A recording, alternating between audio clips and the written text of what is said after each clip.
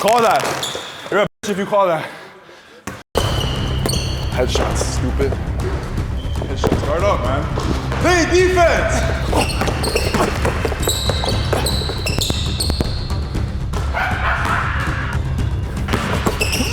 Oh my. Hey!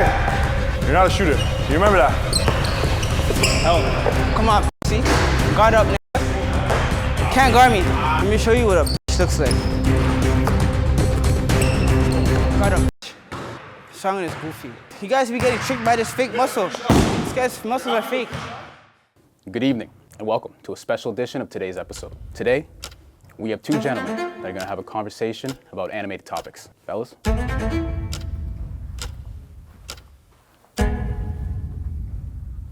Oh, relax.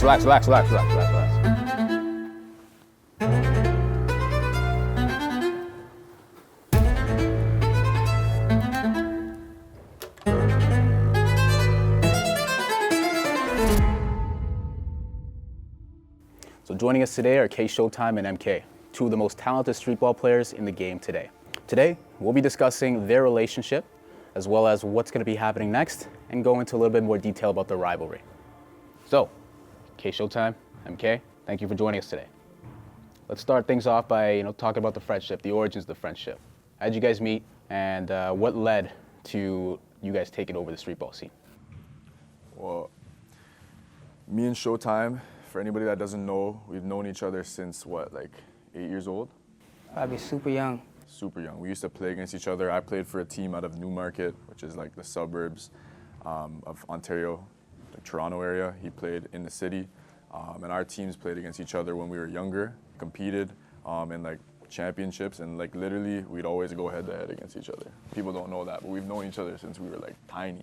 Yeah, we did 100%. And I think the takeovers, you were on that wave already. I was in Costa Rica playing pro, you were already on that wave. I obviously knew you, we knew each other. I seen you going crazy, and I was like, bro, I'm gonna pull up and just like spoil his run, like that, the Aiken Park run.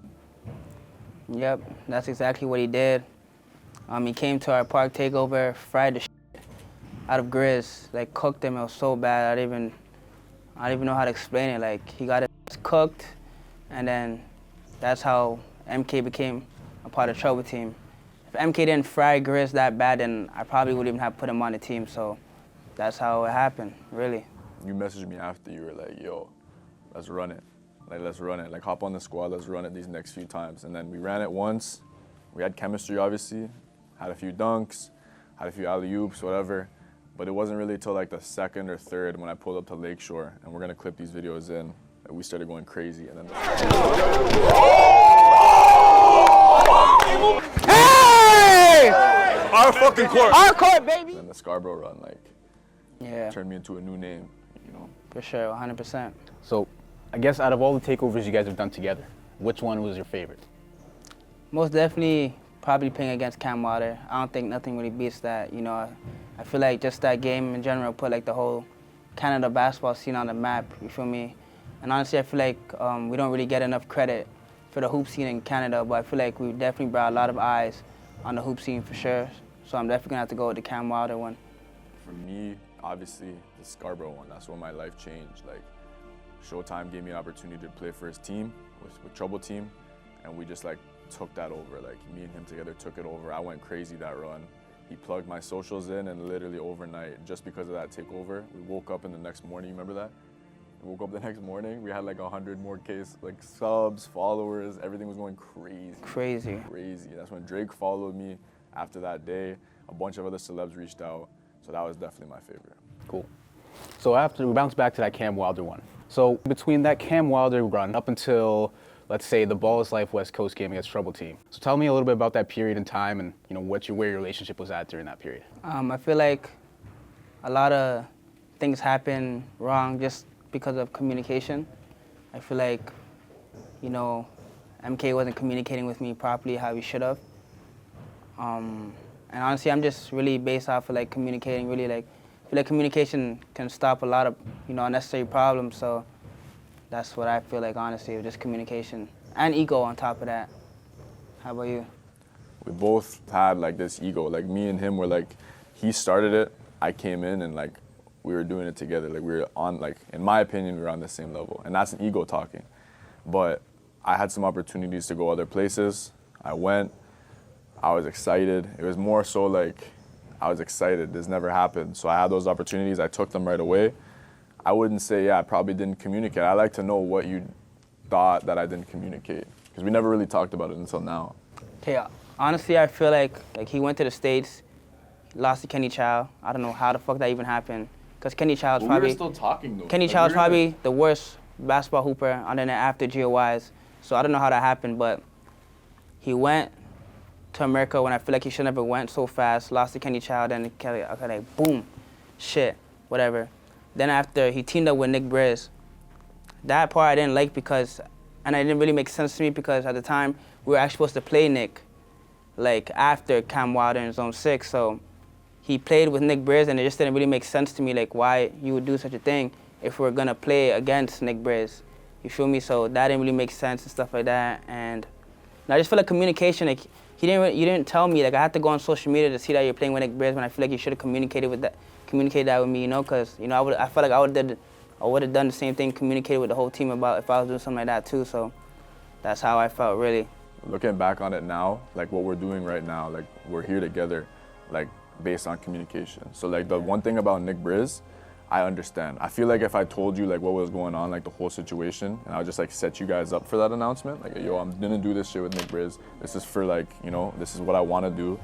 That was the one thing I messed up on. Definitely should have told you. And I feel like it would have been, it would have been weird because they, like you said, we had a game planned against him, but I still feel like it would be less, you know, less controversy between us. The other stuff, like you said, like you were injured, everyone from Trouble Team wanted to go to LA, and I was like, you know, like if everyone's gonna hold me back, I'm just gonna go. Like this is my life, you know what I mean? That's how I felt. Like it was my career, my life. You already had shit booming. Let's be honest, like you were the one that was booming. So like I felt in my space, I wasn't booming as much. This was my shot to get to that level, start making a career. Because you gotta understand, like after that, I was making like a rack a month playing pro. But then I see some YouTube money, some sponsorship money, some brand deal money. I'm like, yo, like I can make a career out of this. I'm not gonna let anybody stop me for that. Yeah. So the Kenny Chow shit, I beat him 2 other times, so we can relax. No, I'm just joking. I don't like Kenny Chow right now. I don't like Kenny Chow. He's a he said he wants to box me for a reason, I don't know why, but when you see me, I hope you have that same energy too.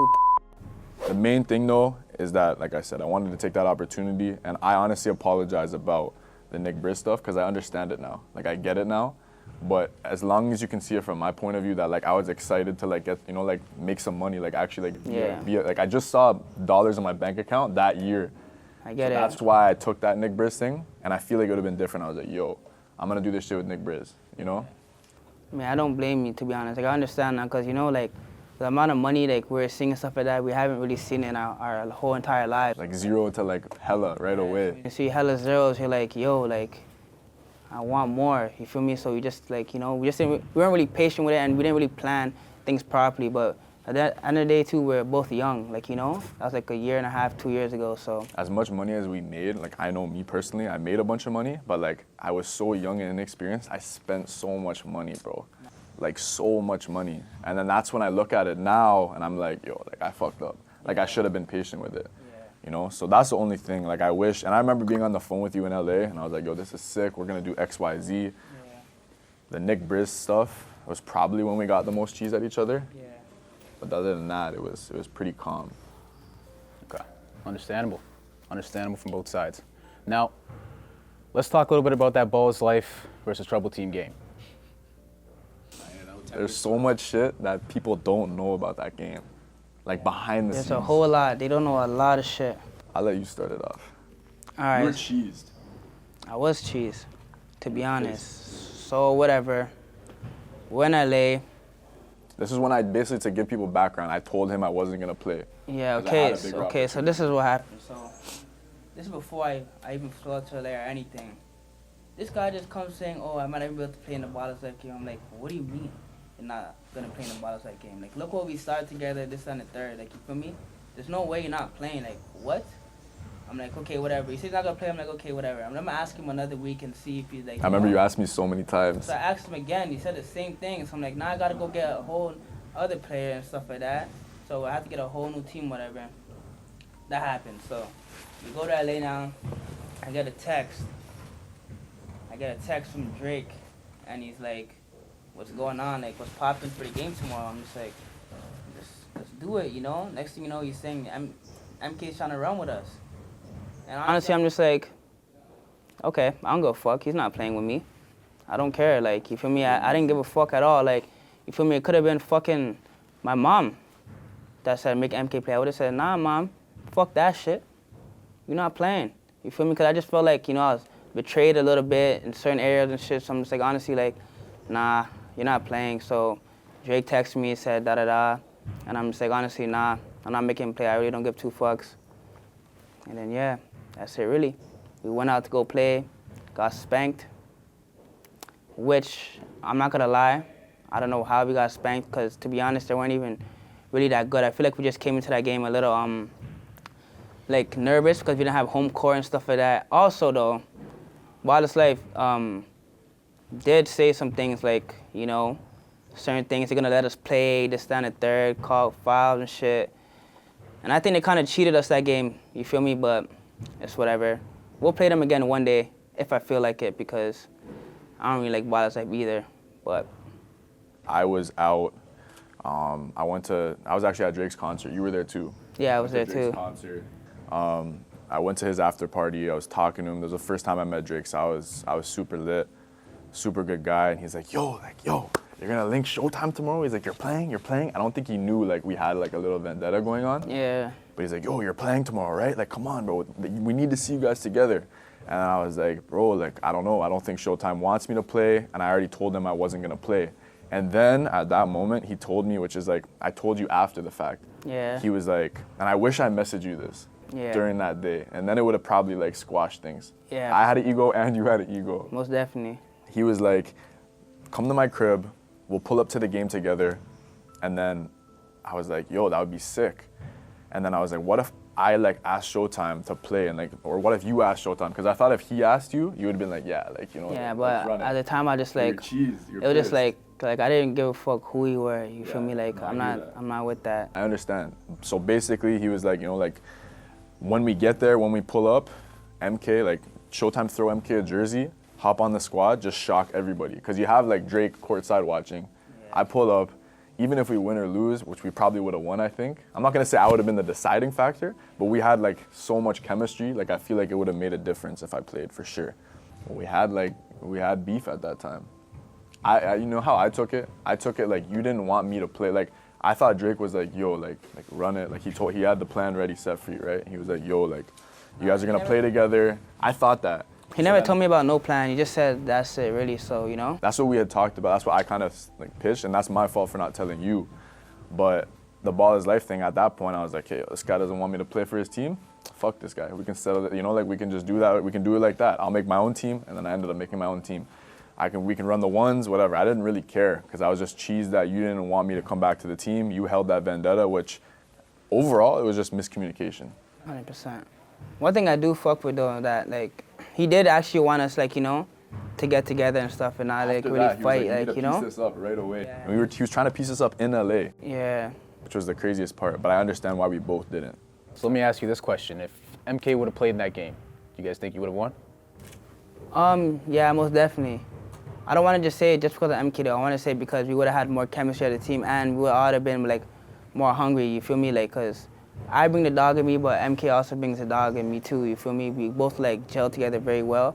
Like as you guys can see in our takeovers, like no one was stopping us, so I feel like, yeah, our energy would have picked up together and we would have went crazy. I feel like we definitely would have won for sure. So many clips you can see of like, I'm approaching somebody, Showtime's behind me. Showtime's approaching somebody, I'm behind him.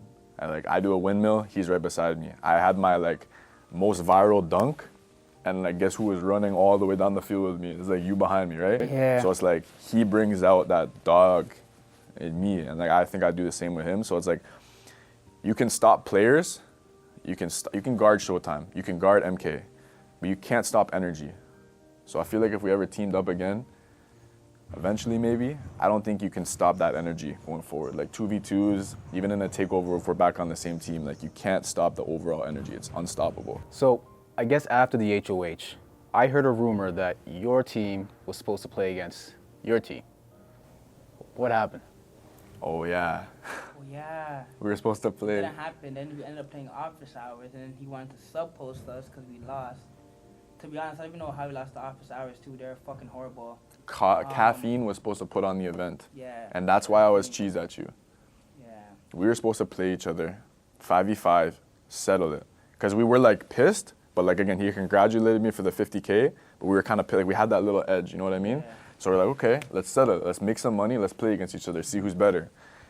Caffeine reached out to us, I believe. They were gonna probably give a bag for that event. Yeah, it's gonna be a big. And I'm not gonna lie, like I'm just being blunt, like I reached out to you hella times because I was trying to get that event set up. And I know like whoever set it up for you, maybe your management team, I don't know who it was, they set it up. And then I reached out to Caffeine, or no, my Caffeine reached out to my manager and they're like, so are you set up for this matchup? Like, are you guys excited for Toronto? And I was at the beach in North Carolina. I remember that message and I was like, what are you talking about? Like, what do you mean? We never set up a game. So we were supposed to have a game and we just never had a game. Yeah. So think of it from my position, why I did that sub post after. I was supposed to play with you. We were probably gonna make however many racks you made from that event. Yeah. Probably a lot. Osmo sponsor, Caffeine sponsor. Did Caffeine end up sponsoring or did they pull out? Caffeine didn't sponsor. Okay, so they were going to, whatever. That would have been hella money, right? But then I was like, yo, what do you mean? You guys are posting an event and I'm not there? So that's where I was like, what the fuck? So you guys ended up playing office hours. It completely switched.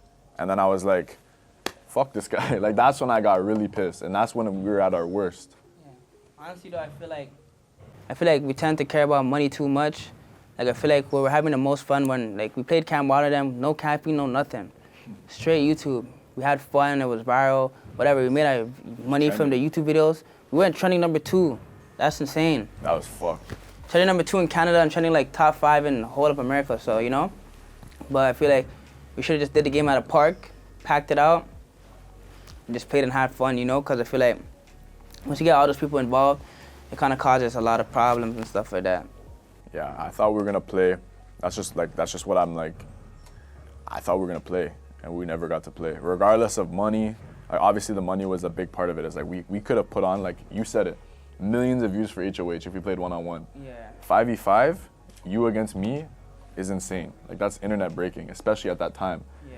Because we were beefing a bit, and then I just didn't hear from anybody. I thought it was like a sold out show, but then I got a message from Caffeine saying, are you pulling up or no? I'm like, what the fuck are they talking about? What do you mean pull up? So I just had no idea, and then that's why, like, after that, you guys lost the office hours.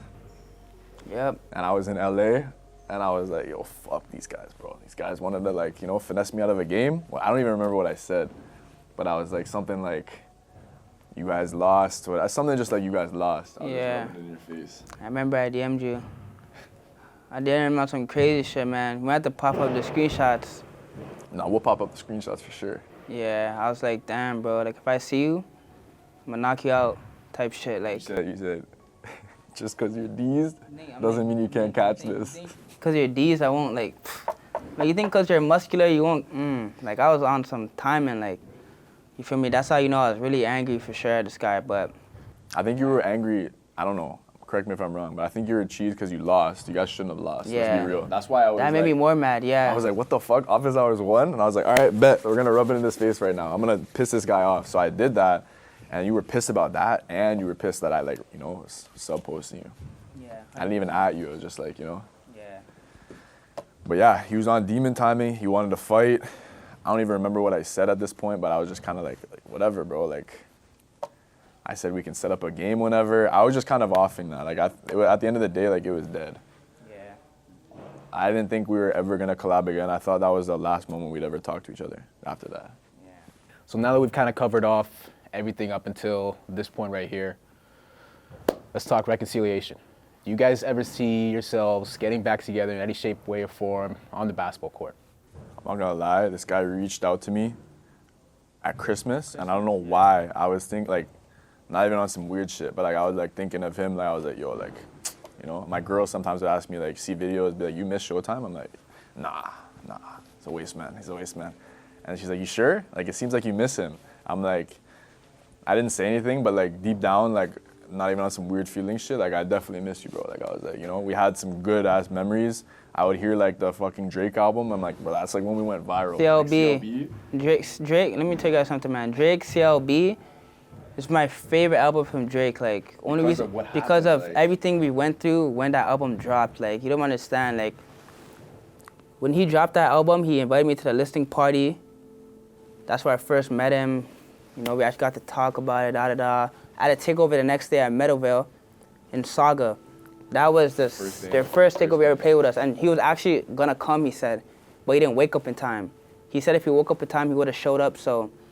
But just everything in general, like, I promise you, like, that whole month of September, I was listening to CLB every day, 7 a.m. on Bridle Path, like, bro. He'll be there for that you. album is so, like, legendary to me just because of everything I've been through when that album dropped and the love he was showing us, like, you know?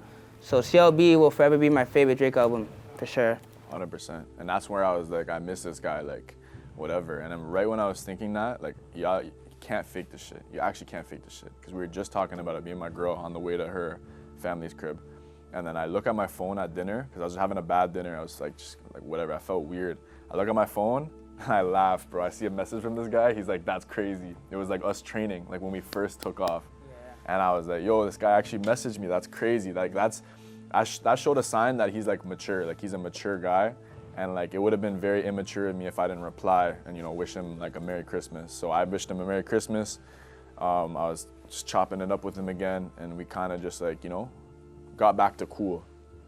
And then a few weeks later, that's when we're like, all right, maybe we could do something. Maybe we could talk it out. And this is that talk right here. Wow. Now that was quite the intense conversation between these two. It's clear they both have a lot of respect for each other. However, there's still a little bit of animosity there. Now the $1 million question is, Man, shut your skinny ass, having ass, Richard Kelly, having ass, ugly ass up, nigga. You think I'm gonna fuck with this guy ever again?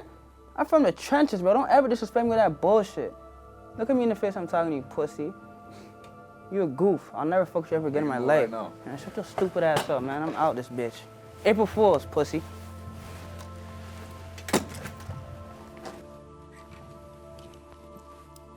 It's crazy you guys thought you were gonna get a 1v1, me and Showtime together. It's crazy you thought we were ever gonna reunite. April Fools, dumbasses. Take that stupid fucking suit off, Goofy. Holy.